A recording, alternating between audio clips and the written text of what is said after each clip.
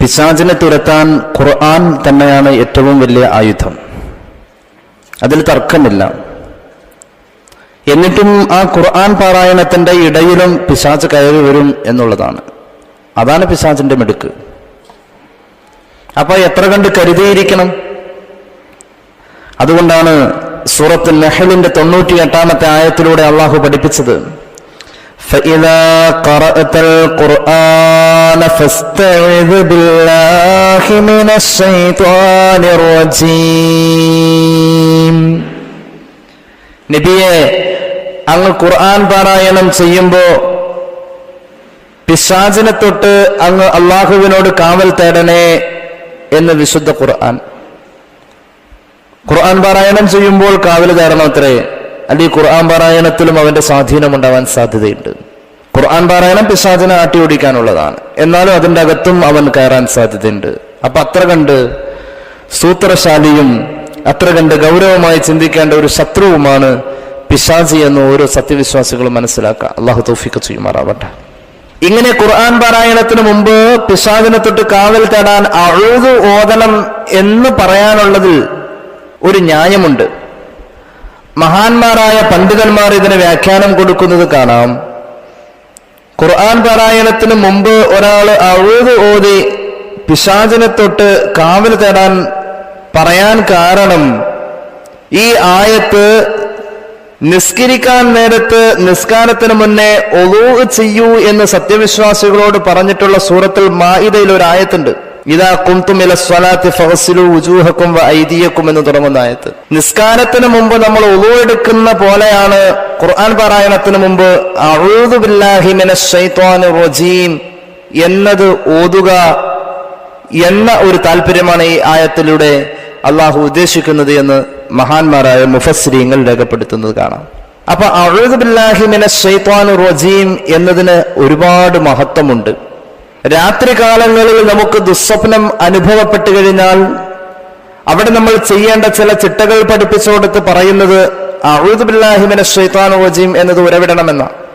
നിങ്ങൾ നായ ഓളയിടുന്ന ശബ്ദം കേട്ട് കഴിഞ്ഞാൽ പിശാചിനെ തൊട്ട് കാവൽ തേടണേ എന്ന് പരിശുദ്ധ റസൂൽ സല്ലല്ലാഹു അലൈഹി വസല്ലം. അഊദു ബില്ലാഹി മിനശ് ശൈത്വാനിർ റജീം എന്ന വചനമാണത്. ഫഇദാ ഖറഅതൽ ഖുർആൻ ഫസ്തഇദ് ബില്ലാഹി മിനശ് ശൈത്വാനിർ റജീം. ശപിക്കപ്പെട്ടവനായ പിശാചിൽ നിന്നും കാവൽ തേടണം. അശ്ശൈത്വാൻ എന്നാണ് ഈ ആയത്തിൽ പറഞ്ഞത്. ആരാണത്? അയാളെ കുറിച്ചൊന്ന് ഒരല്പം പരിചയപ്പെടുന്നത് നല്ലതാ. ലഅനത്താക്കപ്പെട്ട ഇബ്ലീസാണ് ഇതുകൊണ്ട് ഉദ്ദേശിക്കപ്പെടുന്നത്. പിശാച് വർഗത്തിന്റെ പിതാവാണ് അയാൾ. അള്ളാഹുവിന്റെ സൃഷ്ടികളിലെ പ്രമുഖരായ രണ്ട് വിഭാഗമാണ് മനുഷ്യരും ജിന്നുകളും. മനുഷ്യരുടെ പിതാവ് ആദം നബി അലൈഹിസ്സലാത്തു വസ്സലാം എന്ന പോലെ ജിന്നുകളുടെ പിതാവ് ഇബ്ലീസ് ലഅനത്തുല്ലാഹി അലൈഹി ആണ് എന്ന് വിശുദ്ധ ഖുർആൻ പറയുന്നു. മനുഷ്യരുടെ പിതാവ് ആദം നബിയാണ് എന്ന പോലെ ജിന്നുകളുടെ പിതാവ് ഇബ്ലീസാണ്. മനുഷ്യരിൽ തന്നെ മുഅ്മിനുമുണ്ട് കാഫിറുമുണ്ട്. ജിന്നുകളിലുമുണ്ട് മുഅ്മിനും കാഫിറും. ജിന്നിലെ മുഅ്മിൻ നമുക്ക് സഹായമാണ്, ജിന്നിലെ കാഫിർ നമുക്ക് ഉപദ്രവമാണ്. അള്ളാഹു കാത്തുരക്ഷിക്കുമാറാവട്ടെ. ജിന്നിലെ കാഫിർ മുഅ്മിനായ മനുഷ്യന് ഉപദ്രവമായി വരും. അങ്ങനെയൊക്കെ തന്നെയാണ് ഇന്നലകളിൽ നമ്മുടെ കഴിഞ്ഞുപോയ ജീവിതവും സാക്ഷ്യപ്പെടുത്തുന്നത്. അഊദു ബില്ലാഹി മിനശ് ശൈത്വാനിർ റജീം. ബിസ്മില്ലാഹിർ റഹ്മാനിർ റഹീം. കാന മിനൽ ജിന്നി ഫഫസഖ അൻ അംരി റബ്ബിഹി ഫതത്തഖിദൂനഹു വദുർരിയതഹു ഔലിയാഅ മിൻ ദൂനി. വിശുദ്ധ ഖുർആൻ സൂറത്തുൽ കഹ്ഫ് 50-ാമത്തെ ആയത്ത്. ഇബ്ലീസ് ജിന്നുകളുടെ ജിന്നുവർഗത്തിന്റെ പിതാവാണെന്ന് അല്ലാഹു പറയാം. അഫതത്തഖിദൂനഹു വദുർരിയതഹു. ഇബ്ലീസിനെയും ഇബ്ലീസിന്റെ മക്കളെയും മക്കളുടെ മക്കളെയും നിങ്ങൾ നിങ്ങളുടെ ഇഷ്ടദാസന്മാരും സഹായികളുമാക്കുന്നുവോ? അപ്പൊ ശൈത്വാൻ എന്ന പദം ജിന്നുവർഗത്തിലെ കാഫിറിന് ഉപയോഗിക്കുന്നു. ശൈത്വാൻ എന്ന പദം മനുഷ്യവർഗത്തിലും നിഷേധികൾക്ക് ഉപയോഗിക്കുന്നു. ഇത് നമ്മുടെയൊക്കെ പ്രയോഗത്തിലുണ്ട്. ഒന്നുകൂടി പറയട്ടെ, നമ്മൾ സാധാരണ ജിന്നും ശൈത്താനും മാറിപ്പോവും.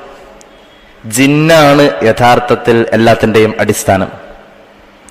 പിശാചിന്റെയും അതുപോലെ തന്നെ ശൈത്താന്റെയും എന്തൊക്കെ പേരിട്ട് വിളിക്കാവുന്നോ, ചാത്തനും, അതിൻ്റെ ഒക്കെ അടിസ്ഥാന വേർഡ് ജിന്ന് എന്നുള്ളതാണ്.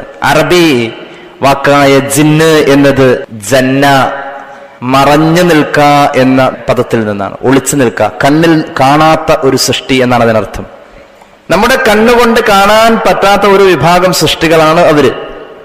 ഒന്നുകൂടി അപ്പുറത്തേക്ക് കടന്നു പറയാം, ജിന്നുകളെ കുറിച്ചുള്ള പുതിയ പുതിയ പഠനങ്ങൾ നമ്മുടെ മുന്നിൽ സാധ്യമായിട്ടുണ്ട്. അതിൽപ്പെട്ട ഒന്നാണ്, നമുക്ക് അനുമാനിക്കാം, വൈറസ് എന്ന് പറയുന്ന പ്രതിഭാസം. ജിന്നുകളെ സംബന്ധിച്ചിടത്തോളം അവരെ കൊല്ലാനുള്ള അനുവാദം നമുക്കില്ല, നമുക്ക് കഴിയില്ല. അതിന് ജിന്നുകളെ കൊല്ലാൻ മനുഷ്യന് കഴിയില്ല, പ്രയാസമാണ്. ഒരു ജിന്നിനെ സൃഷ്ടിക്കാനും മനുഷ്യന് കഴിയില്ല. വൈറസ് എന്നതിന് ആധുനിക സയൻസ് കൊടുക്കുന്ന നിർവചനം neither be created nor B destroyed എന്നാണ്. നശിപ്പിക്കാനോ നിർമ്മിക്കാനോ കഴിയാത്തൊരു പ്രതിഭാസം, അത് തന്നെയാണ് ജിന്ന്. നമുക്ക് കാണാൻ കഴിയില്ല, എന്നാൽ വൈറസ് ഇല്ല എന്ന് പറയുന്നില്ല. വൈറസിന്റെ രോഗങ്ങൾ അതിമാരകമാണ്. ചില താരതമ്യങ്ങൾ നമുക്ക് വൈറസ് രോഗങ്ങൾ ജിന്നിയായ രോഗങ്ങളായിട്ട് തോന്നാറുണ്ട്. ഈ വിഷയത്തിന്റെ അവസാന ഭാഗത്ത് നമ്മൾ പരാമർശിക്കുന്നതാണ്. അള്ളാഹു തൗഫീഖ് ചെയ്യട്ടെ. ഇപ്പൊ വൈറസ് രോഗമാണ് ജോണ്ടിസ്, മഞ്ഞപ്പിത്തം, അത് ജിന്നിയായ പ്രശ്നമാണ്. അതുപോലെ തന്നെ വൈറസ് രോഗമാണ് എയ്ഡ്സ്, ഹ്യൂമൻ ഇമ്മ്യൂണിയോ വൈറസ്, അത് ജിന്നിയായ പ്രശ്നമാണ്. ലാ തജ്ലു അലൽ മഗീബാത്ത് ഫഇന്ന ശൈത്താന യജ്രി മിൻ അഹദികും മജ്റ ദമി എന്ന് മുഹമ്മദ് റസൂൽ സല്ലല്ലാഹു അലൈഹി വസല്ലം. ദുർവിചാരങ്ങളായി നിൽക്കുന്ന, സ്വന്തം ഭർത്താവ് സമീപത്തില്ലാത്തവരും വൃത്തികെട്ട ചിന്തകളുമായി കഴിയുന്ന പെണ്ണുങ്ങളുടെ അടുക്കൽ നിങ്ങളുടെ തലവട്ടം കാണല്ലേ, നിങ്ങൾ അവരുടെ അടുക്കൽ തനിച്ചാവല്ലേ.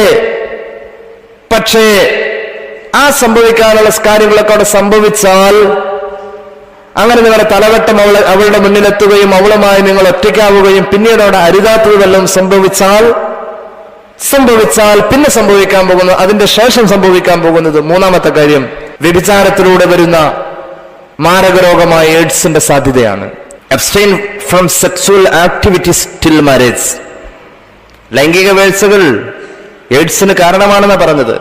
മുഹമ്മദ് നബി സല്ലല്ലാഹു അലൈഹി വസല്ലം പറഞ്ഞു, അങ്ങനത്തെ വൃത്തികെട്ടവളുമായി നിങ്ങളുടെ സമ്പർക്കം സംഭവിക്കുമ്പോ ആ സമ്പർക്കത്തിലൂടെ അവിടെ പിന്നെ വരാനിരിക്കുന്നത്, കേട്ടോ ഹദീസിന്റെ ബാക്കി, ഫഇന്ന ശൈത്താന യജ്രി മിൻ അഹദികും മജ്റ ദമി എന്ന് മുഹമ്മദ് മുസ്തഫ സല്ലല്ലാഹു അലൈഹി വസല്ലം. നിങ്ങളിൽ ഓരോരുത്തരുടെയും രക്തം സഞ്ചരിക്കുന്നിടത്തുകൂടെ ശൈത്താൻ സഞ്ചരിക്കുന്നു. ഹ്യൂമൻ ഇമ്മ്യൂണിയോ വൈറസ് വരുന്നത് രക്തത്തിലാണ്. വൈറസ് രോഗം വ്യഭിചാരത്തിലൂടെ സംഭവിക്കുന്നു. വ്യഭിചരിക്കരുതെന്നല്ല പറഞ്ഞത്, വ്യഭിചരിക്കാൻ സാധ്യതയുള്ള, ആ ചിന്താഗതിക്ക് സാധ്യത കാണുന്നവളുടെ അടുക്കൽ പോലും ഒരവനും പോകരുത് എന്നാ പറഞ്ഞത്. അങ്ങനെ പോയാൽ പിന്നെ അവിടെ പല അപകടങ്ങളുമുണ്ട്. അത് കഴിഞ്ഞ് പിന്നെ വരാൻ പോകുന്ന മാരകമായ അപകടം എയ്ഡ്സ് പോലെയുള്ള രോഗങ്ങളാണെന്നതിലേക്ക് സൂചിപ്പിച്ചു. അതിന്റെ വൈറസ് സഞ്ചരിക്കുന്നത് രക്തത്തിലൂടെയാണെന്ന് മുഹമ്മദ് മുസ്തഫ സല്ലല്ലാഹു അലൈഹി വസല്ലം. അപ്പൊ എയ്ഡ്സ് പോലെയുള്ള രോഗങ്ങൾക്ക്, വൈറസ് രോഗങ്ങൾക്ക് കാരണമായിട്ടുള്ള വൈറസുകളെ നമുക്ക് ഒരു പരിധിവരെ ശൈത്താനുമായി താരതമ്യം ചെയ്യാൻ കഴിയും, ജിന്നുവർഗവുമായി താരതമ്യം ചെയ്യാൻ കഴിയും. ഈ വിഷയം ഒന്നുകൂടി ഞാൻ വിശാലമായി ഈ വിഷയാവതരണത്തിന്റെ അവസാന ഭാഗത്ത് വരും ആഴ്ചകളിൽ എപ്പോഴെങ്കിലും ഞാൻ ഒന്നുകൂടി അവതരിപ്പിക്കാൻ സാധ്യതയുണ്ട്. അള്ളാഹു നമുക്ക് ഇൽമിൽ ബറക്കത്ത് തന്ന് അനുഗ്രഹിക്കുമാറാവട്ടെ. അപ്പൊ ചുരുക്കി പറഞ്ഞാൽ, പിശാചെന്ന് വിളിച്ചാലും ശൈത്താൻ എന്ന് വിളിച്ചാലും സർപ്പം എന്ന് വിളിച്ചാലും, അതും കൂടി ചേർത്തോ, സർപ്പം എന്ന് വിളിച്ചാലും നാഗയക്ഷി എന്ന് വിളിച്ചാലും വടയക്ഷി എന്ന് വിളിച്ചാലും കാളി എന്ന് വിളിച്ചാലും അല്ലെങ്കിൽ വേറെ ഏതെങ്കിലും ചാത്തൻ എന്ന് വിളിച്ചാലും, ചാത്തൻ മീൻസ് ശൈത്താൻ ആണ്, ചാത്തൻ ശൈത്താനാണ്. ഇനി കുട്ടിച്ചാത്തനായാലും ഇതൊക്കെ ചാത്തൻ മലയാള വാക്ക് ആയത് ശൈത്താൻ എന്ന വാക്കിൽ നിന്നാണ് ചാത്തൻ. അത് എന്ത് സാധനാണെങ്കിലും അതിന്റെ ബേസ് ആരാണ് പറയൂ? ജിന്ന് ആണ്, ജിന്നാണ്. ജിന്നിനെ ആരെങ്കിലും നിഷേധിച്ചാൽ അവൻ ഇസ്ലാമിൽ നിന്ന് പുറത്തു പോകുമെന്ന് പല പ്രമുഖരായ പണ്ഡിതരും രേഖപ്പെടുത്തുന്നതായി കാണാം. ഒന്നുകൂടി പറയാം, ആദം അലൈഹിസ്സലാം മനുഷ്യവർഗത്തിന്റെ പിതാവായതുപോലെ ജിന്ന് വർഗത്തിന്റെ പിതാവ് ഇബ്ലീസാണെന്ന് വിശുദ്ധ ഖുർആൻ സൂറത്തുൽ കഹ്ഫ്. ജിന്ന് വർഗത്തിലെ നിഷേധികൾക്കും അല്ലാഹുവിനെ വഴിപ്പെടാത്തവൻക്കും ജിന്ന് വർഗത്തിൽ ശൈത്താൻ എന്ന് പറയപ്പെടുന്ന പോലെ മനുഷ്യവർഗത്തിലും അതുപോലെയുള്ള നിഷേധിക്ക് എന്തെന്ന് പറയാം? ശൈത്താൻ എന്ന് പറയാം. പിന്നെ നമ്മളത് അങ്ങോട്ട് പറയണില്ല എന്നുള്ളൂ. ഒരു വൃത്തികെട്ടവനെ കാണുമ്പോ എന്നാൽ ഇടക്കൊന്ന് പറഞ്ഞു പോകും ശൈത്താനെ എന്ന്. ഇത് അല്ലാഹ് പറഞ്ഞിട്ടുണ്ട്, ഇത് അല്ലാഹു പറഞ്ഞിട്ടുള്ള കാര്യമാണ്. വകദാലിക ജഅൽനാ ലികുല്ലി നബിയ്യിൻ അദുവ്വൻ ശയാതീനൽ ഇൻസി വൽ ജിൻ യൂഹി ബഅ്ദുഹും ഇലാ ബഅ്ദിൻ സുഖ്റഫൽ ഖൗലി ഗുറൂറാ വലൗ ശാഅ റബ്ബുക മാ ഫഅലൂ ഫദർഹും വമാ യഫ്തറൂൻ. സൂറത്തുൽ അൻആം. വകദാലിക ജഅൽനാ ലികുല്ലി നബിയ്യിൻ അദുവ്വ, എല്ലാ പ്രവാചകന്മാർക്കും ശത്രുക്കളെ നാം സംവിധാനിച്ചിരിക്കുന്നു. എല്ലാ പ്രവാചകന്മാർക്കും ശത്രുക്കളെ നാം സംവിധാനിച്ചിരിക്കുന്നു. പ്രവാചകന്മാരുടെ ശത്രുക്കൾ, സത്യത്തിന്റെ ശത്രുക്കൾ ആരാണവർ? ശയാത്തീനൽ ഇൻസ് വൽ ജിൻ. ശയാത്തീനൽ ഇൻസ് മനുഷ്യവർഗത്തിലെ ശൈത്താന്മാർ. ആദ്യം അതാ പറഞ്ഞത്. വൽ ജിന്ന് ജിന്ന് വർഗത്തിലെ ശൈത്താന്മാർ. അപ്പോ ശൈത്താൻ എന്ന പദം പൈശാചിക സ്വഭാവം കാണിക്കുന്ന മനുഷ്യനെ കുറിച്ച് അല്ലാഹ് പറഞ്ഞതാണ്. പൈശാചിക സ്വഭാവം കാണിക്കുന്ന ജിന്നിനെ കുറിച്ച് അത് സ്ഥിരപ്പെട്ടു എന്ന് മാത്രം. രണ്ടിലും പറയാം. ആ ജിന്ന് വർഗത്തിൽ സ്വാലിഹീങ്ങൾ എന്നും ജിന്നെന്ന പേര് നിലനിർത്തി. ജിന്ന് വർഗത്തിലെ സ്വാലിഹീങ്ങൾ എന്നും ജിന്ന് എന്ന പേര് നിലനിർത്തി. സ്വാലിഹീങ്ങളല്ലാത്ത ജിന്നുകൾ ഈ പല പേരുകളിലും അറിയപ്പെടുന്നു. ചുരുക്കി പറഞ്ഞാൽ കാഫിറായ ജിന്നുകളാണ് ഈ പറയപ്പെട്ട. ശൈത്താനായാലും യക്ഷിയാണെങ്കിലും എന്തും അതിൽപ്പെടും. ഇനി പ്രേതമൊക്കെ അതിൽപ്പെടോ ഇല്ലെന്നൊക്കെ നിങ്ങൾ ആലോചിച്ചു. അത് എന്തെങ്കിലും ചോദ്യങ്ങൾ തന്നാൽ ഞാൻ ആൻസർ പറയാമെന്നല്ലാതെ അതിലേക്കൊന്നും കടന്നു വരുന്നില്ല. കാരണം തീരില്ലേ. ചുരുക്കി പറഞ്ഞാൽ മനുഷ്യവർഗത്തിന്റെ പിതാവ് ആദം നബി എന്ന പോലെ ജിന്ന് വർഗത്തിന്റെ പിതാവ് ഇബ്ലീസാണെന്ന് വിശുദ്ധ ഖുർആൻ. ഇനി ഇബ്ലീസിനെ ഒന്ന് പരിചയപ്പെടാം. ആരാ ഇബ്ലീസ്? ഇബ്ലീസ് മലക്കുകളിൽപ്പെട്ട ആളല്ല. ഇബ്ലീസ് ജിന്ന് തന്നെയാണ്. ഒരു സാധ്യതയുമില്ല മലക്കിൽപ്പെടാൻ. മാ കാന ഇബ്ലീസു മിനൽ മലായികതി തർഫത ഐൻ. മഹാനായ ഔഫ് റളിയല്ലാഹു അൻഹു ഹസനുൽ ബസ്രിയെ തൊട്ട് ഉദ്ധരിക്കുന്നതായി സൂറത്തുൽ ബഖറയുടെ വ്യാഖ്യാനത്തിൽ ഇബ്നു കസീർ രേഖപ്പെടുത്തുന്നു. ഇബ്ലീസ് ഒരിക്കലും മലക്കുകളുടെ കൂട്ടത്തിൽപ്പെട്ടതല്ല. വഇന്നഹു ലഅസ്ലുൽ ജിന്നി കമാ അന്ന ആദമ അസ്ലുൽ ഇൻസ്. മനുഷ്യന്റെ പിതാവ് ആദം നബി എന്ന പോലെ ജിന്നിന്റെ പിതാവാണ് ഇബ്ലീസ്. ജിന്നിന്റെ ബേസ് ആണ് ഇബ്ലീസ്. ഇബ്ലീസിൽ നിന്നും പിന്നെ പിരിഞ്ഞുണ്ടായതാണ് മറ്റുള്ള ജിന്നുകൾ. ഇബ്ലീസ് അയാളുടെ ജീവിതം മൊത്തത്തിൽ ഒന്ന് നോക്കിയ നൂറ്റാണ്ടുകളുടെ, ആദം നബിയുടെ പ്രായമൊന്നുമല്ല, ആദം നബിയുടെ പ്രായം അല്ലെങ്കിൽ ആദം നബി വരുന്ന കാലം ഒന്നുമല്ല ഇബ്ലീസിന്റെ പ്രായം. അയാൾ എത്രയോ വർഷം, വെറുതെ ഒന്ന് കണക്കൂട്ടി ഏറ്റവും ചുരുങ്ങിയത് 1,00,000 വയസ്സെങ്കിലും അയാൾ ജീവിച്ചിട്ടുണ്ടാവും. ഇപ്പോഴും ജീവിച്ചിരിക്കുകയാണല്ലോ. അള്ളാഹുവിൽ വിശ്വസിക്കുന്ന ഏതൊരാളും ആരിലും വിശ്വസിക്കണം, മൂപ്പരെയും വിശ്വസിക്കണം. മൂപ്പരെ കുറിച്ച് എത്ര ആയത്തുകളിലാ പറഞ്ഞിരിക്കുന്നത്? ഇല്ലെന്ന് പറയാൻ പറ്റുമോ? മിനിമം ഞാൻ കണക്ക് കൂട്ടിയിട്ട് ഏകദേശം ഈ വിദ്യാർത്ഥിയുടെ പരിമിതമായ അറിവിൽ നിന്നും കണക്ക് കൂട്ടിയിട്ട് ഏറ്റവും ചുരുങ്ങിയത് ഒരു 1,00,000 വയസ്സെങ്കിലും ആർക്കുണ്ട്? മൂപ്പർക്കും ഉണ്ടെന്നാണ് എനിക്ക് തോന്നുന്നത്. നമുക്ക് നോക്കാം, ചില ഉദ്ധരണികളിലേക്ക് നോക്കാം. ഇബ്ലീസ് എന്ന പദം അബ്ലസ യുബ്ലിസു ഇബ്ലാസ് എന്ന പദത്തിൽ നിന്നാണ്. ഇബ്ലീസ് ശരിക്കും മൂപ്പരുടെ പേരതല്ല. ഏതുപോലെ അബുൽ ഹക്കമിനെ നിങ്ങൾ എല്ലാവരും അറിയും, ലഅനത്തുല്ലാഹി അലൈഹി. അബുൽ ഹക്കമിനെ അറിയാത്ത ആരെങ്കിലും ഉണ്ടെങ്കിൽ പതുക്കൊന്ന് കയ്യുവെക്കാം. അബുൽ ഹക്കമിനെ അറിയോ? അറിയില്ല. അബൂജാഹിലിനെ അറിയോ? ആ മൂപ്പര് തന്നെയാണ് ആര്? അബുൽ ഹക്കം. ഉമൈർ റളിയല്ലാഹു അൻഹു എല്ലാവരും അറിയും, പക്ഷെ ഉമൈർ എന്നറിയില്ല. അബൂ ഹുറൈറ എല്ലാവരും അറിയോ? ആ ആൾ തന്നെയാ. ഇബ്ലീസിന്റെ പേര് ഇബ്ലീസ് എന്നാണ് എങ്കിലും അതത്ര പ്രചാരം നേടിയിട്ട് കുറച്ച് കാലമേ ഉള്ളൂ. അള്ളാഹു അവനെ കുറിച്ച് അങ്ങനെ വിളിച്ചു പറഞ്ഞ, അവന്റെ ആ പേര് എടുത്തു വെച്ചുകൊണ്ട് അള്ളാഹു വിളിച്ചു പറഞ്ഞ ആ സമയം മുതൽക്കാണ് ആ പേര് പ്രചാരം നേടിയത്.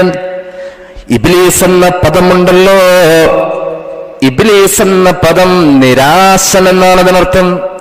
അബലസ യുബ്ലിസു ഇബ്ലാസ്, യഇസ യഇഅസു യഊസ്, നിരാശൻ. വകാന മുസ്ലിമൻ ആബിദൻ ത്വാഫ ബിൽ ബൈത്തി 14,000 14,000 കൊല്ലം പരിശുദ്ധമായ കഅബയെ തവാഫ് ചെയ്ത ആബിദായ വ്യക്തിയാണ്. 14,000 കൊല്ലം. ഒരു നബി പോലും അത്രയും ജീവിച്ചിട്ടില്ല എന്നല്ല, എല്ലാ നബിമാരും കൂടി വന്നിട്ട് അത്രയും വർഷവും കൂടി ആയിട്ടില്ല. 14,000 കൊല്ലം അല്ലാഹുവിന്റെ കഅബക്ക് തവാഫ് ചെയ്ത വ്യക്തിയാണ്. ഇബ്ലീസ് എന്ന പദം തന്നെ, ആ പേര് അള്ളാഹു രേഖപ്പെടുത്തി വെച്ചിരിക്കുന്നത് ലൗഹുൽ മഹ്ഫൂളിലാണ്. ലൗഹുൽ മഹ്ഫൂളിൽ അയാളുടെ പേര് ഇബ്ലീസ് എന്നാണ്. അയാൾ കഅബ ശരീഫ് തവാഫ് ചെയ്തത് 14,000 വർഷം. വഅബദല്ലാഹ 80,000 അള്ളാഹുവിനെ ഇബാദത്ത് ചെയ്യണമെന്ന വിചാരത്തോടുകൂടെ റബ്ബിന്റെ ഇബാദത്തിൽ ഇബ്ലീസ് ലയിച്ചു കൂടിയത് 80,000 കൊല്ലം. എത്ര? 80,000 കൊല്ലം. 50 അല്ല, 80,000 കൊല്ലം അള്ളാഹുവിനെ ഇബാദത്ത് മാത്രമായി ആ ഒരു ജീവിതം അയാൾക്കുണ്ടായിരുന്നു.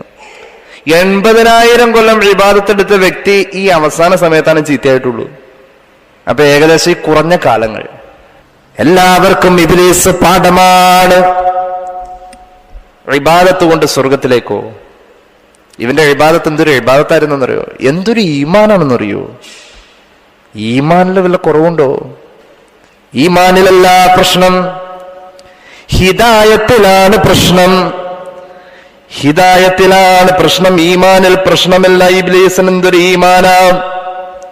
ഹിദായത്താ പ്രശ്നം. ഹിദായത്ത് നോക്കിക്കോ, ഹിദായത്തിന്റെ പ്രാധാന്യം നോക്കിക്കോ. ബിസ്മില്ലാഹിർ റഹ്മാനിർ റഹീം. അലിഫ് ലാം മീം.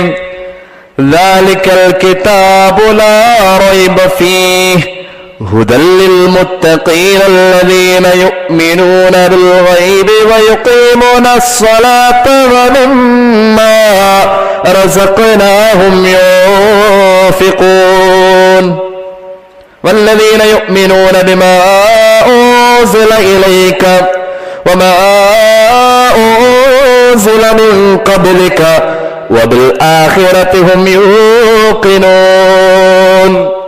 ഈ ആയത്തുകളൊന്ന് പഠിച്ചാൽ മതി, ഹിദായത്തിന്റെ പ്രാധാന്യം. ഇബ്ലീസിന് ഇൽമുണ്ട്, ഇബ്ലീസിന് ഈമാനുണ്ട്, ഇബ്ലീസിന് ഇബാദത്തുണ്ട്. നാലാമത്തെ ഒരു കാര്യമുണ്ട്, അതും കൂടി വേണം. ഏതത്? പറയേ, ഹിദായത്ത്. അള്ളാഹു തരട്ടെ. ഹിദായത്ത് ഇല്ലെങ്കിൽ പോയി. ഇൽമുണ്ടായിട്ട് കാര്യമില്ല, ഈമാൻ ഉണ്ടായിട്ട് കാര്യമില്ല, പിന്നെയോ ഇബാദത്ത് ഉണ്ടായിട്ടും കാര്യമില്ല. എന്തും കൂടി വേണം. അല്ലെങ്കിൽ ഈ ആയത്തുകൾ നമ്മൾ പഠിപ്പിക്കുന്നത് എന്താ? എത്ര ലളിതമായി നമ്മൾ എപ്പോഴും പാരായണം ചെയ്തു പോകുന്നത്, ഇതിന്റെ ഉള്ളിൽ കിടക്കുന്ന ഹിദായത്തിന്റെ പ്രാധാന്യം എന്ന് മനസ്സിലാക്കണം. ദാലികൽ കിതാബു ലാ റൈബ ഫീഹി.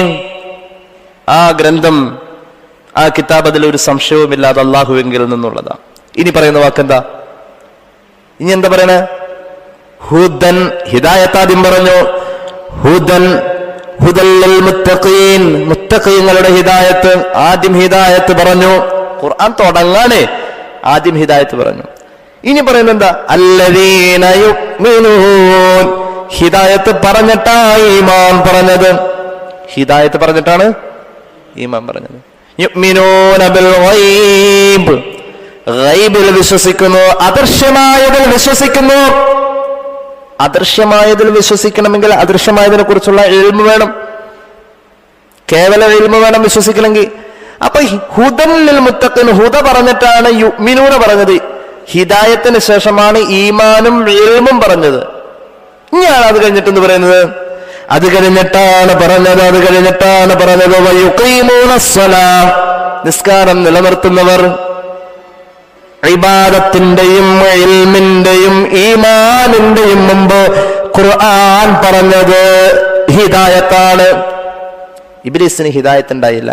എങ്ങനെ ഹിദായത്ത് നഷ്ടപ്പെട്ടത്? ഹിദായത്ത് കിട്ടുന്നത് ഒരു വഴിയിലാണ്. ഹിദായത്ത് കിട്ടുന്നത് വഴിയിലാണ്. ഏത് വഴിയില്? ഹിദായത്ത് കിട്ടുന്നത് വഴിയിലാണ്. ആ വഴിയിലേക്ക് ചേർക്കണേ എന്നാ ദുആ ചെയ്യാ. അതേത് വഴിയാ? സിറാത്തുൽ മുസ്തഖീം എന്ന വഴി.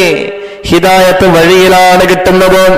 ആ വഴിയിലേക്ക് ചേർക്കണേ എന്ന് ദുആ ചെയ്യുന്നു നമ്മൾ. എത്ര പ്രാവശ്യം? മിനിമം 17 വട്ടം.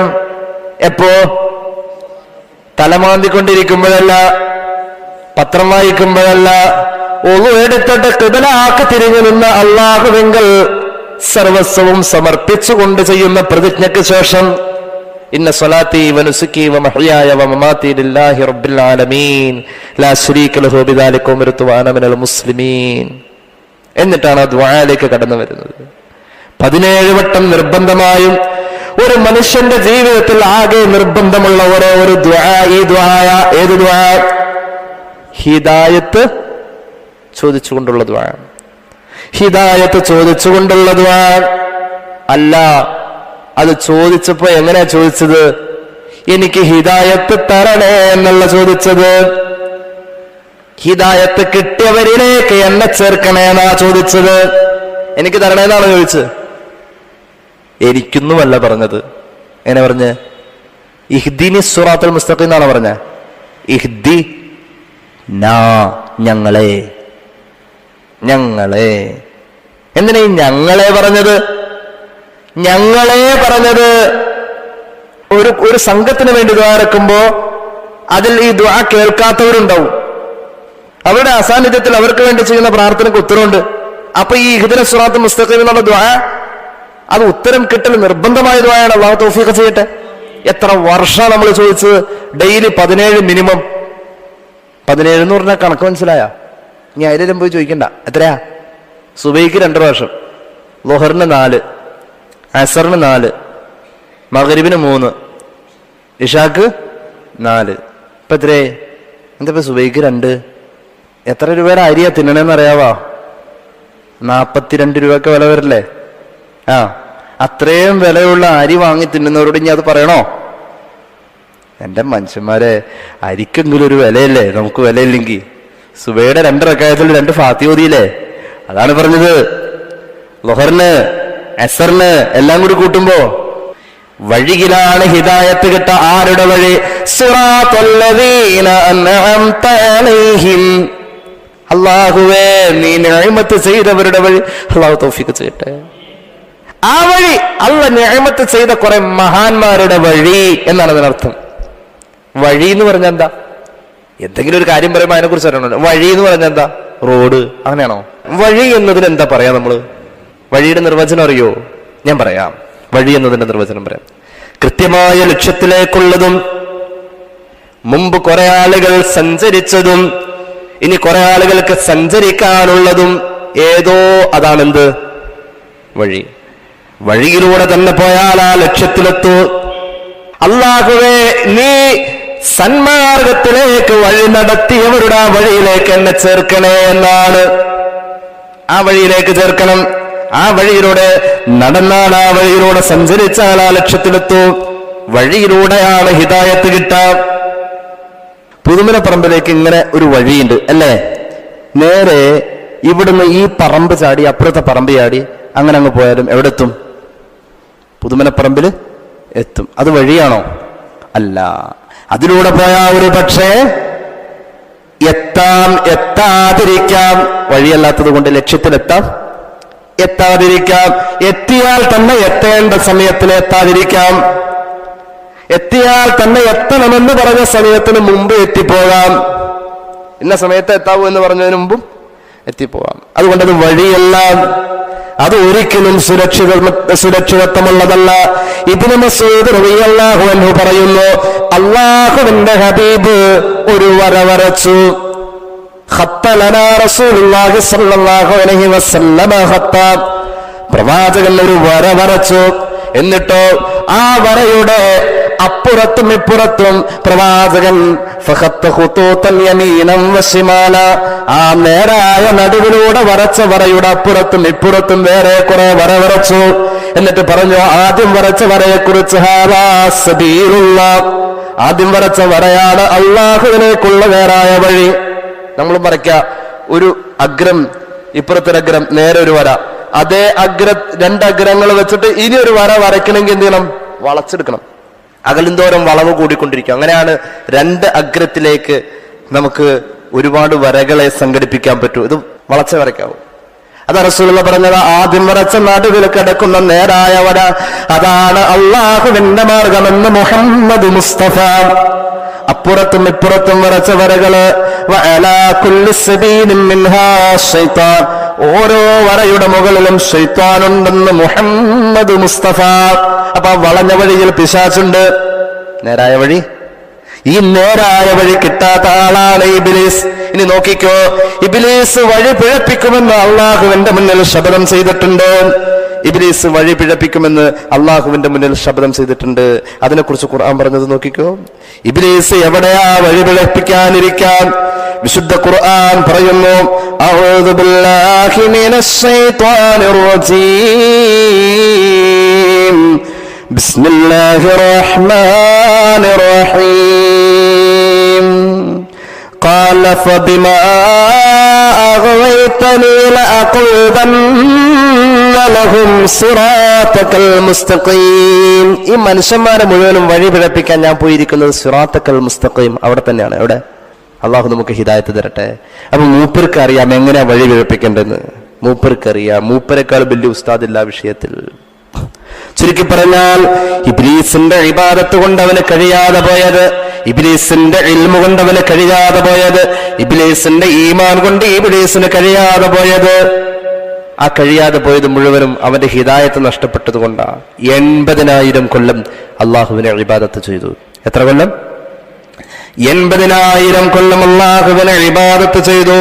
14,000 കൊല്ലം പരിശുദ്ധമായ കഅബക്ക് തവാഫ് ചെയ്തു.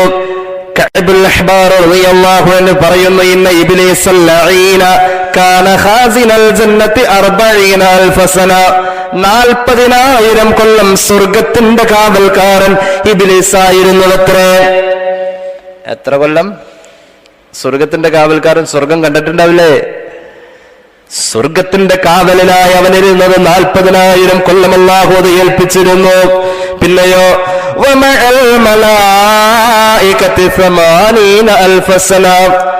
80,000 കൊല്ലം മലക്കുകളുടെ കൂടെ നടന്നു.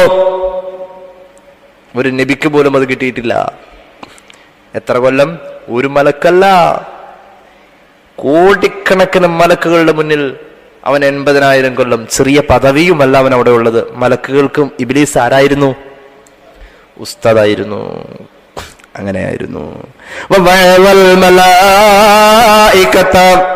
80,000 കൊല്ലം മലക്കുകളുടെ കൂടെ നടക്കുമ്പോൾ ഇബ്ലീസ് ആ സമയം പാഴാക്കിയില്ല. മലക്കുകൾക്ക് ഇബ്ലീസ് വഅദ് പറഞ്ഞു കൊടുത്തത് 20,000 കൊല്ലം. എത്ര? 20,000 കൊല്ലം.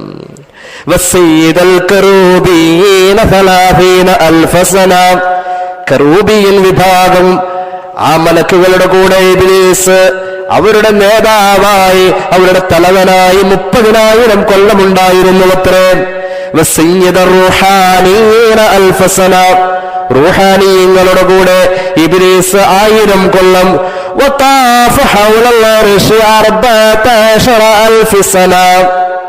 അർശിന് ചുറ്റും ഇബ്ലീസ് വലയം ചെയ്തത് 14,000 കൊല്ലം. പിന്നെയും ഒരു 14,000 കൊല്ലം. എവിടെ? അർശിന്റെ ചുറ്റും. മലക്കുകൾക്ക് പോലും കഴിഞ്ഞിട്ടുള്ളത്. അർശും കണ്ടു, സ്വർഗവും കണ്ടു, നരകമൊക്കെ കണ്ടു. പടച്ചമ്പുരാനായിട്ട് സംഭാഷണവും നടത്തി. ഈ വ്യക്തിക്ക് ഈമാൻ ഇല്ലെങ്കിൽ പിന്നെ ആർക്കാ ഈമാൻ? അവന്റെ ഈമാനൊക്കെ കേൾക്കാം. അവസാന ഭാഗങ്ങളിൽ പറയുന്നുണ്ട്, മഹാന്മാർ രേഖപ്പെടുത്തുന്നു,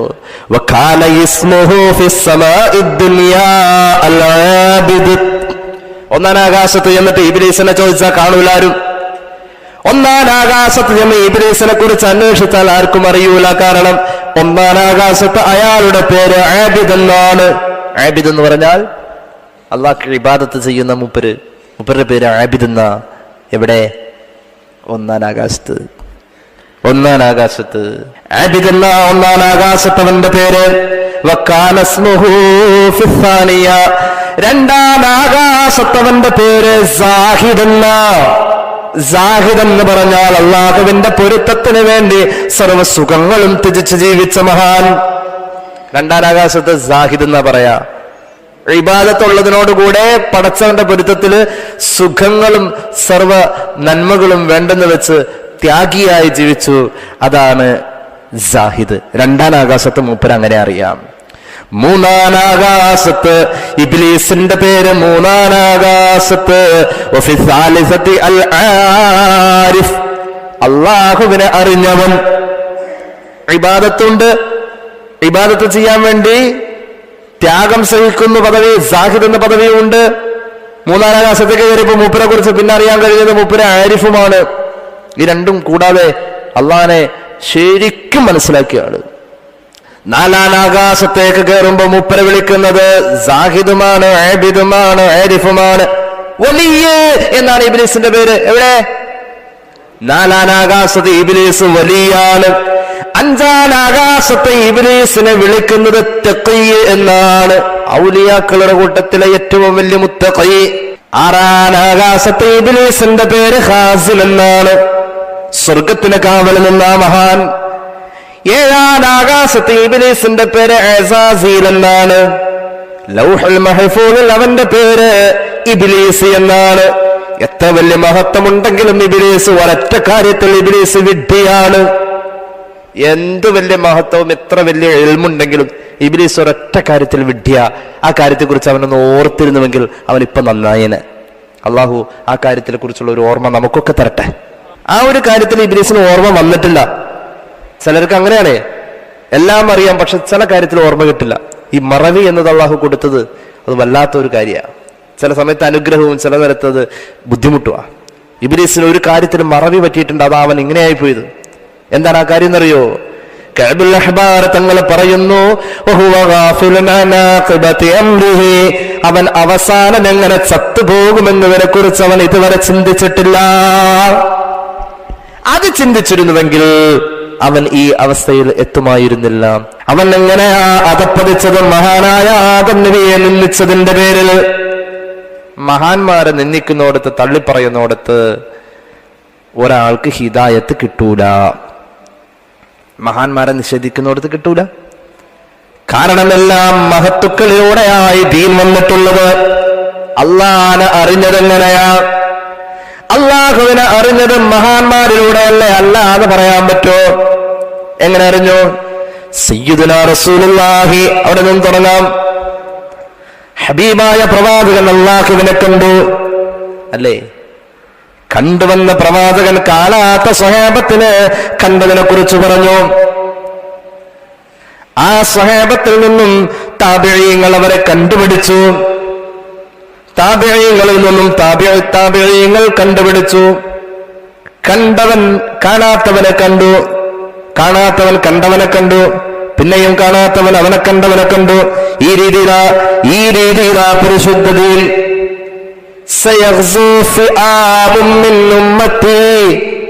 എന്റെ സമുദായത്തിൽ ഒരു വിഭാഗം പിൽക്കാലത്ത് യുദ്ധത്തിന് പോകുമെന്ന് മുഹമ്മദ് മുസ്തഫ സ്വഹീഹ് മുസ്ലിം ഈ ഹദീസ് കാണാം. എന്റെ സമുദായത്തിൽ ഒരു വിഭാഗം പിൽക്കാലത്ത് യുദ്ധത്തിന് പോകും. ഫയുഖാലു ഫീഹിം, അപ്പോൾ അവരെ വിളിച്ചു ചോദിക്കപ്പെടും, ഹൽ ഫീകും മൻ സ്വഹിബൻ നബിയ സല്ലല്ലാഹു അലൈഹി വസല്ലം, നിങ്ങളുടെ കൂട്ടത്തിൽ ആരെങ്കിലും പുന്നാര നബിയെ കണ്ടവരുണ്ടോ?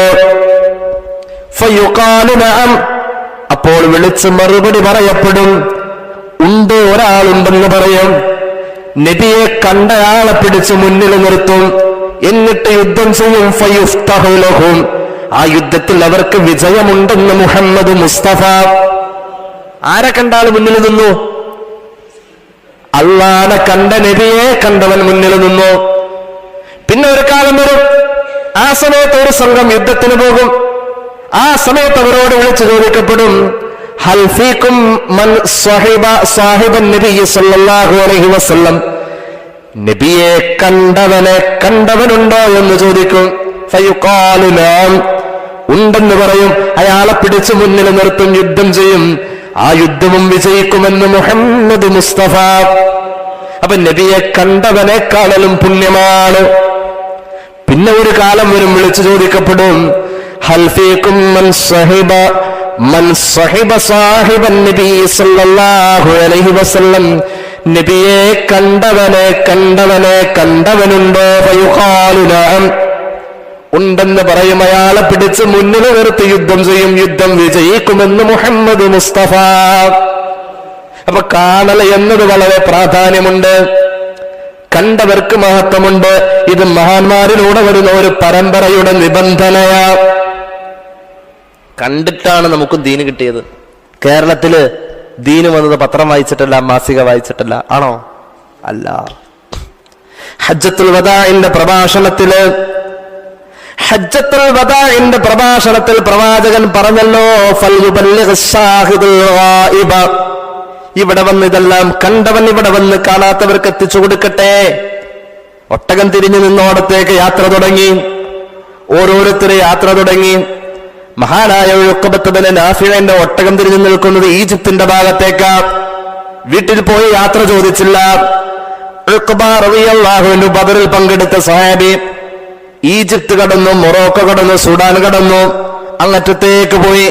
മൊറോക്കോയുടെ അറ്റം മുനമ്പിൽ തൊൻസ പട്ടണത്തിന്റെ സമീപത്തെത്തിയപ്പോൾ മെഡിറ്ററേനിയൻ കടലെടുക്കും അറ്റ്ലാന്റിക് മഹാസമുദ്രവും സംഗമിക്കുന്ന ആ ഭാഗത്തെത്തിയപ്പോൾ മുന്നിൽ കടല്, ഇനി അങ്ങോട്ട് യാത്രയില്ല.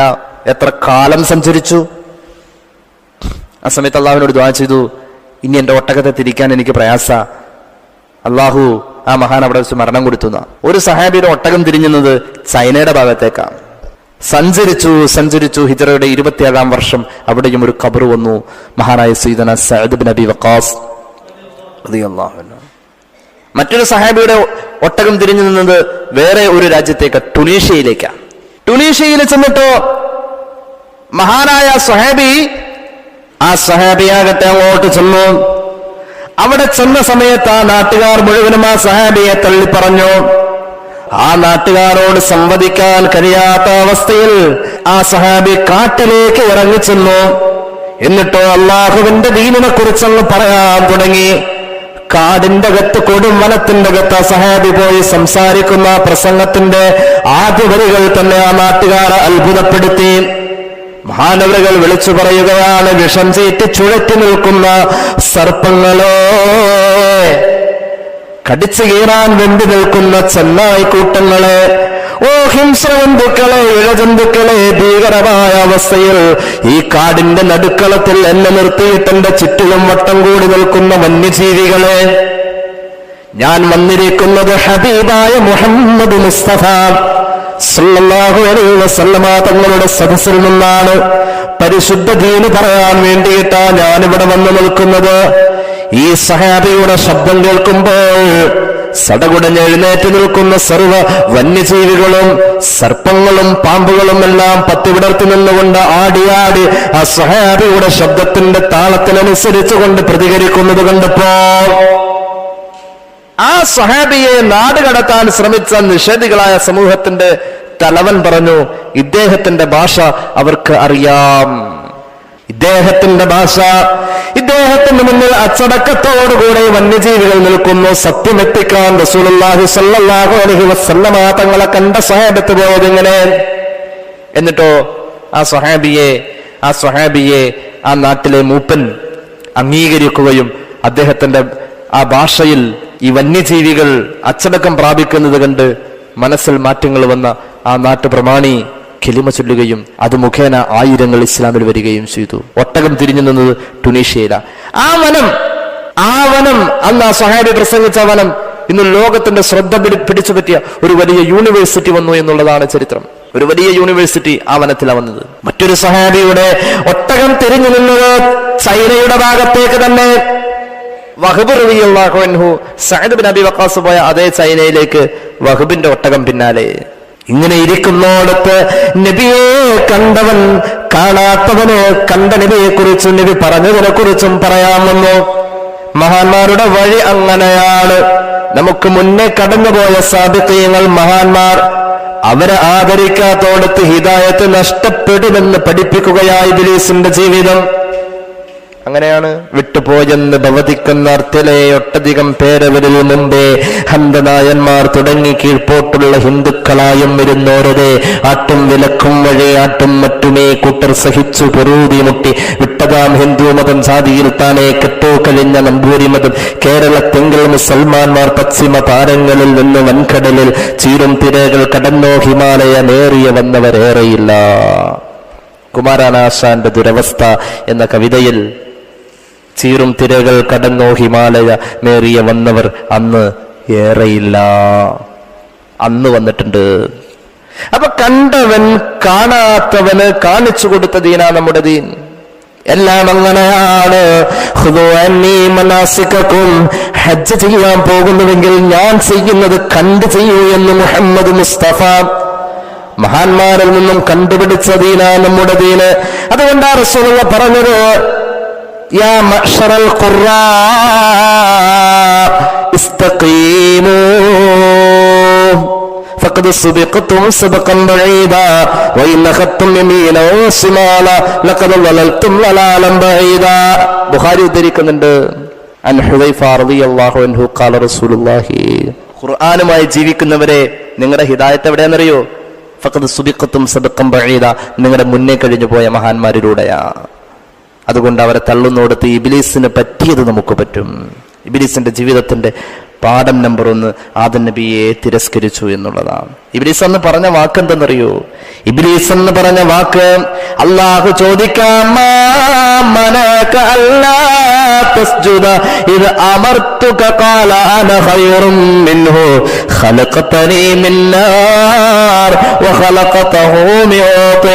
قال فاهبط منها فما يكون لك أن تتكبر فيها فاخرج إنك من الصاغرين. നിനക്ക് എന്താടാ അഹങ്കരിക്കാനുള്ളത്? നീ ഇറങ്ങടാ എന്ന് അള്ളാഹു പറഞ്ഞത്. ഇബ്ലീസ് എന്താ അള്ളാഹുവിനോട് പറഞ്ഞത്? എന്താ സുജൂദ് ചെയ്യാത്തത്? ഞാൻ എങ്ങനെ സുജൂദ് ചെയ്യും? നീ സൃഷ്ടിച്ച ആദമിനേക്കാളും ഖൈറ് ഞാൻ തന്നെയാ. ഈ പറഞ്ഞ മഹത്വമൊക്കെ നോക്കുമ്പോ ശരിയാ, ആദം നബി മലക്കുകൾക്ക് വയത് പറഞ്ഞു കൊടുത്തിട്ടില്ല. ആദം നബി ഈ പറഞ്ഞ മാതിരി കഅബ തവാഫ് 14,000 കൊല്ലം ചെയ്തിട്ടില്ല. ഒരുപാട് മഹത്വങ്ങളുണ്ട്. അതൊന്നും ഇല്ലാതെ ആദം നബി അലൈഹിസ്സലാം ഇബ്ലീസിന്റെ മുന്നിൽ വലിപ്പക്കുറവ് ഇതിലൊന്നുമല്ല. ഖലഖതഹു, മിനിമം പടച്ചോനെ ഈ സുജൂദ് ചെയ്യാൻ പറയുമ്പോൾ എനിക്കൊരു മാന്യതയില്ലേ? ഇൽമും ഇബാദത്തൊക്കെ അങ്ങോട്ട് പോട്ടെ, അതല്ല, എന്നെ സൃഷ്ടിച്ചിരിക്കുന്ന സൃഷ്ടിപ്പ് നോക്കണേ. ഞാൻ എന്തുകൊണ്ടും ആദമിനേക്കാളും ഖൈറാണ്. ഞാൻ തീയിനാൽ പടക്കപ്പെട്ടവനും ആദം മണ്ണിനാൽ പടക്കപ്പെട്ടവനാ. ഞാൻ നേരത്തെ ഇത് പറഞ്ഞിട്ടുണ്ട്. ഇബ്ലീസിനെ പടയ്ക്കാൻ തീ മാത്രമേ എടുത്തിട്ടുള്ളൂ. മനുഷ്യനെ പടയ്ക്കാൻ മണ്ണെടുത്തിട്ടുണ്ട്, വെള്ളം എടുത്തിട്ടുണ്ട്, തീ എടുത്തിട്ടുണ്ട്, വായു എടുത്തിട്ടുണ്ട്. ഈ 4ൽ ഒരു സാധനം മാത്രമേ തീയുള്ളൂ. ഇബ്ലീസ് മുഴുവനും തീയാ. ഈ 4 മണ്ണ്, വായു, വെള്ളം, തീ, ഈ 4 അഫ്ളലായ സാധനം, അഫ്ളലുൽ അനാസിറുൽ അർബഅ എന്ന് മുഫസ്സിരിങ്ങൾ പറയുന്ന അഫ്ളലായ സാധനം, ഏറ്റവും ശ്രേഷ്ഠമായത് ഇബ്ലീസ് പറഞ്ഞത് ശരി തന്നെ, തീ തന്നെയാണ്. പക്ഷെ മൂപ്പർക്ക് മറുപടി കൊടുക്കണമല്ലോ. അള്ളാഹു എന്താ ചെയ്തെന്നറിയോ? അള്ളാഹു ചെയ്തതെന്താണെന്നറിയോ? ولما كان محتج به على ربه باطلا لكون الطين فيه منافع كثيرة وفوائد جمّا. മണ്ണിൽ സൃഷ്ടികൾക്ക് ഉപകാരവും ഉപയോഗവും കൂടുതലാക്കിയല്ല. മണ്ണിൽ ഉപകാരവും സൃഷ്ടികൾക്കുള്ള പ്രയോജനങ്ങളും തീയിനേക്കാൾ കൂടുതൽ ഏതിലായി? തീയില്ലെങ്കിലും ഈ 24 മണിക്കൂർ നമുക്ക് ജീവിക്കാൻ കഴിഞ്ഞു. മണ്ണിൽ പറ്റുമോ? പറ്റൂല. എങ്ങനെ? നമ്മൾ എവിടെ ചവിട്ട? അള്ളാഹു ആ രീതിയിൽ തീയിനേക്കാളും ഉപയോഗം കൂടുതൽ മണ്ണിന് വെച്ചു എന്ന് മാത്രമല്ല, ഈ ലോകത്തിന്റെ ഘടന തന്നെ വന്നത് മണ്ണുകൊണ്ടാണ്. ഈ ലോകത്ത് പിന്നെ വന്നതാണ് മണ്ണ് ആദ്യമില്ല. മണ്ണ് അൽ-ഹാഫിദ് ഇബ്നുൽ ജൗസി തന്റെ സാദുൽ മസീറിൽ ഖുർആൻ വ്യാഖ്യാനിച്ച് പറയുന്നുണ്ട്, അൽ ബഖറയുടെ തഫ്സീറിൽ, കഅബ ഈ മണ്ണ് വരുന്നതിന് മുന്നേ ലോകത്തുണ്ട്. കഅബ ശരീഫ് മണ്ണ് വരുന്നതിന് മുന്നേ ലോകത്തുണ്ട്. ഹബീബായ റസൂലുള്ളാഹി സല്ലല്ലാഹു അലൈഹി വസല്ലം തങ്ങൾ പറയുന്നു, കഅബ ശരീഫ് വന്നിട്ട് 2000 കൊല്ലം കഴിഞ്ഞിട്ടാ പിന്നെ ഈ ഭൂമിയിൽ മണ്ണ് വന്നതെന്ന് മുഹമ്മദ് മുസ്തഫ സുമ്മ ദഹാഹാ മിൻ തഹ്തിഹി എന്ന ഹദീസിൽ കാണാം. മണ്ണ് വന്നത് പിന്നെയാ, കഅബ വന്നിട്ടാ മണ്ണ് വന്നത്. അത്രത്തോളം മണ്ണിന് ഈ ഭൂമിയുമായി ഒരു അകലമുണ്ട്. മണ്ണ് പിന്നെ വന്ന സാധന. ഇബ്ലീസിനെ ബോധ്യപ്പെടുത്തി മണ്ണിന് ഉപകാരമുണ്ടെന്ന്. സൃഷ്ടികളുടെ പ്രയോജനങ്ങൾ തീയിനേക്കാൾ കൂടുതൽ മണ്ണുകൊണ്ട് അല്ലാഹു നടത്തി. തീ കൊണ്ട് കിട്ടുന്ന ഉപയോഗങ്ങളെക്കാൾ കൂടുതൽ മണ്ണുകൊണ്ട് അല്ലാഹു നടത്തി. ഇബ്ലീസിന് മറുപടി കിട്ടിക്കഴിഞ്ഞു. ഒരു ജീവൻ നിലനിൽക്കണമെങ്കിൽ, ഒരു ചെടി മുളച്ചു നിൽക്കണമെങ്കിൽ തീ പറ്റൂല. ഏതെന്നെ പറ്റൂ? ഭൂമിയുടെ സൗന്ദര്യം മുഴുവൻ മണ്ണിലാണ്. ഇനി കടലാണെന്ന് പറഞ്ഞാൽ അതിന്റെ അടിയിൽ എന്തുണ്ടാവും? കടലാണെന്ന് പറഞ്ഞാൽ അതിന്റെ അടിയിൽ എന്തുണ്ട്? മണ്ണുണ്ട്. എവിടെയും ഇബ്ലീസിന്റെ മുന്നിൽ അല്ലാഹു ഈ രീതിയിൽ, ഈ അർത്ഥത്തിൽ അല്ലാഹു മറുപടി കൊടുത്തപ്പോൾ അല്ലാഹു പിന്നെ പറയേണ്ടതുണ്ടല്ലോ, ഫഖ്ബിത് മിൻഹാ ഫമാ യകൂനു ലക അൻ തതകബ്ബറ ഫീഹാ. ഇറങ്ങടാ പുറത്ത്, നിനക്ക് അഹങ്കരിക്കാൻ വകുപ്പില്ല. കാരണം നീ പോയി നോക്ക്, ഭൂമിയില് മണ്ണിന്റെ പ്രത്യേകത. അവൻ നിന്ന് തർക്കിക്കുന്ന സ്വർഗവും മണ്ണുള്ളതാ. സ്വർഗത്തിന്റെ മണ്ണെന്തോ ഒരു മണ്ണാണ്. സ്വർഗത്തിന്റെ മണ്ണ് എന്തോ ഒരു ഫലഭൂഷ്ടമായ മണ്ണാണ്. സ്വർഗവാസി ഒരു വിത്തെറിഞ്ഞു കഴിഞ്ഞാൽ അവന്റെ കണ്ണ് ചിമ്മുന്നതിന് മുന്നേ ആ വിത്ത് മുളച്ച് പർവ്വതം പോലെ വളർന്ന് അതിന്റെ കായ്കനികൾ പറിച്ചെടുക്കാൻ വളരെ പെട്ടെന്ന് കഴിയുന്ന ഫലഭൂഷ്ടമായ മണ്ണാണ് സ്വർഗത്തിന്റെ മണ്ണെന്ന് സഹീഹുൽ ബുഖാരി നബി മുഹമ്മദ് മുസ്തഫ. അപ്പൊ മണ്ണ് അത്ര മഹത്വമുണ്ട് എന്ന് അള്ളാഹു അങ്ങോട്ട് കാണിച്ചു കൊടുത്തു. അപ്പൊ അള്ളാഹുവിനോട് ഇവൻ പറഞ്ഞു, എന്നാ ഞാൻ തോറ്റു, ഒരു കാര്യം നിന്നോട് ആവശ്യപ്പെടട്ടെ, നിനക്ക് നടത്തി തരോ? അള്ളാഹു പറഞ്ഞു, നീ ചോദിച്ചോ, എന്താ നിന്റെ ആവശ്യം? എന്റെ ആവശ്യം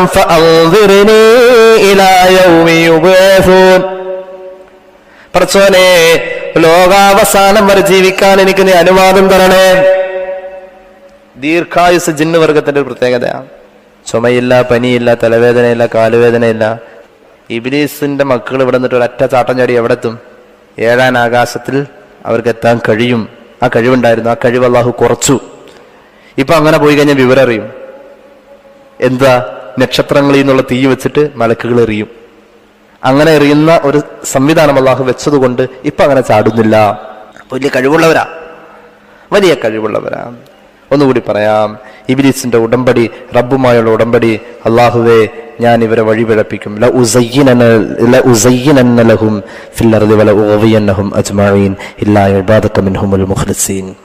മുഖ്ലിസീങ്ങളായ നിന്റെ അടിമകൾ ഒഴിച്ചുവാക്കി എല്ലാവരെയും ഞാൻ വഴിപിഴപ്പിക്കും.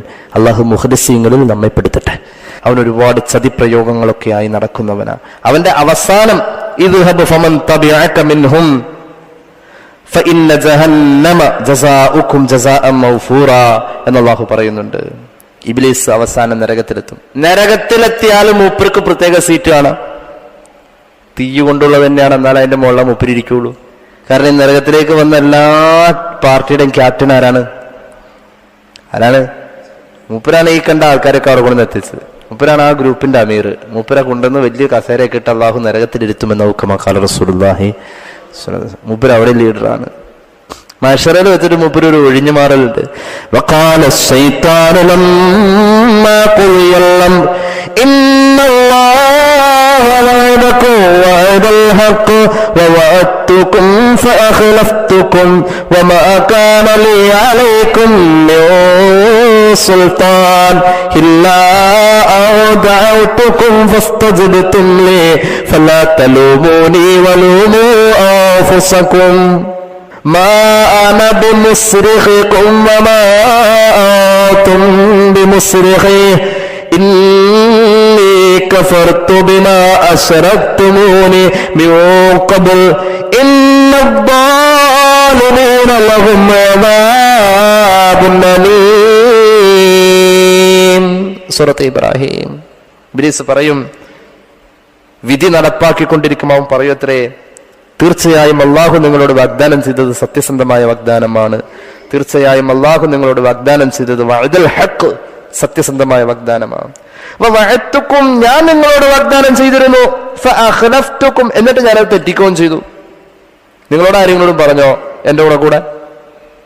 വമാ കാന ലി അലൈക്കും മിൻ സുൽത്താൻ, നിങ്ങളുടെ മേലെ എനിക്ക് അധികാരമൊന്നും ഉണ്ടായിട്ടില്ല.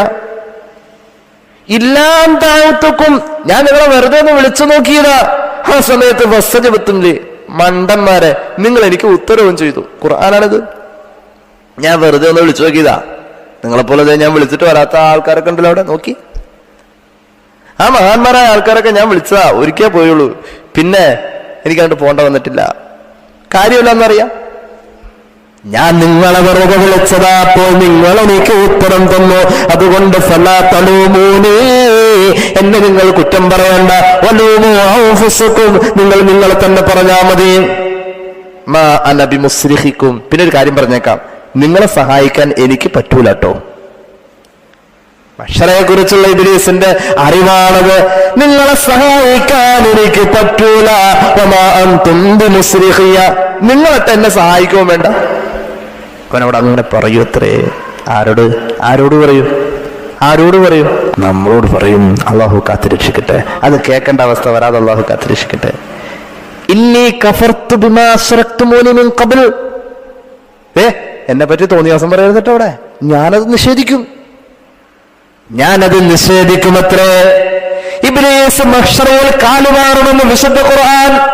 അവനെന്ന് അറിയണം, അഊദു ബില്ലാഹി മിനശ് ശൈത്താനിർ റജീം എന്ന് വെറുതെ പറഞ്ഞതല്ല. ബദറിൽ പണിയിട്ടില്ലേ? നജദിന്ന് ഒരു കാർന്നോര് വന്ന് യുദ്ധത്തിന്റെ മുറകളൊക്കെ പറഞ്ഞു കൊടുത്തു. മൂപ്പര് പറയണ കേട്ടിട്ട് അബൂജഹലിന്റെ യുദ്ധപാടവങ്ങളും തന്ത്രങ്ങളും ഉമയ്യത്തും മുത്തുബത്തും ഷൈബത്തും അമ്പരന്ന് പോകുന്ന വിധത്തിൽ അയാളുടെ ഒരു അവതരണം, വല്ലാത്ത അവതരണം. മൂപ്പര് പറഞ്ഞു, ഞാൻ മുന്നിൽ നിന്നോളാം, നിങ്ങൾ എന്റെ കൂടെ കൂടിയത്, ഞാൻ പറഞ്ഞതൊക്കെ പ്രാവർത്തിയാക്കാൻ ഞാൻ മുന്നിൽ നിന്നോളാം, നിങ്ങൾ എന്റെ പിന്നിൽ വന്നാൽ മതി. എവിടെ? ബദറിൽ. എന്നിട്ട് എന്ത് ചെയ്തു?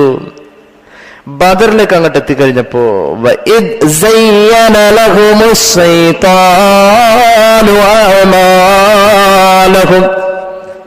ഇബ്ലീസ് വലിയ വർത്താനം പറഞ്ഞുകൊണ്ട്